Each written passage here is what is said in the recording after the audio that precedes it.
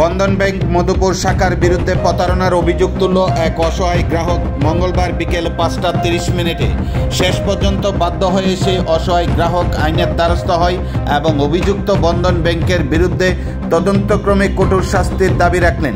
ঘটনার বিবরণে প্রকাশ 2021 সালে এপ্রিল মাসে 16 তারিখ মধুপুর জামচুমনি এলাকার সীমাশীল স্বামীর নাম কনকশীল মধুপুর বন্ধন ব্যাংক থেকে 80,000 টাকা লোন নেয়।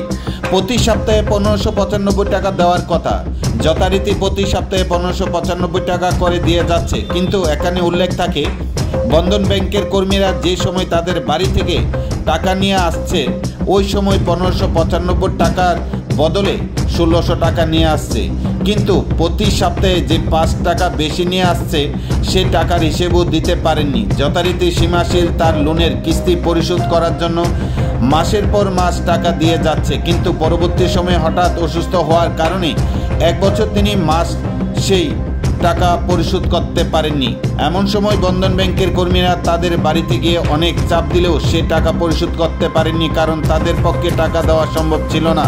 পরবর্তী সময়ে সীমাশীলের স্বামী কনকশীল মধ্যপ্রাচ্যের কোনো এক দেশে চলে যায়। সেখানে গিয়ে জুলাই মাসের 30 তারিখ সে বন্ধন ব্যাংকের অ্যাকাউন্টে 55,000 টাকা পাঠায়। যথারীতি সীমাশীল অতি আগ্রহ নিয়ে সেই টাকা তুলতে আসে 6 আগস্ট অর্থাৎ মঙ্গলবার, কিন্তু এসে দেখতে পাই তার অ্যাকাউন্ট থেকে 44,652 টাকা কেটে নেয়। ওই সময় তিনি জানতে পেরে চক্ষু যেন চরকগাছ হয়ে ওঠে।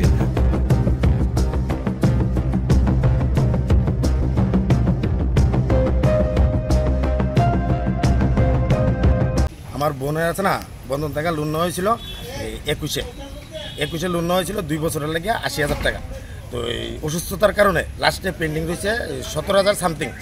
লোনটা লওয়ার পরে তারা বাড়ি থেকে কইছে আপনারা 18,000 টাকার মতন আছে লোনটা, আপনি 16,000 টাকার মতন দিলে লোনটা মুকুব, আবার নতুন করে লোন নিতে পারবেন। তখন আমরা কইছি দেখে আর জামাই আছে না, বাড়ির বন্ধন টন্ধন দিয়া বিদেশ গেছে, আয়া টাকা ফাটাইলে আপনার এই টাকাটা 16,000 টাকা পরিশোধ করে দেওয়া হইব, নতুন করে আর লোন টোন নেওয়া হইতো।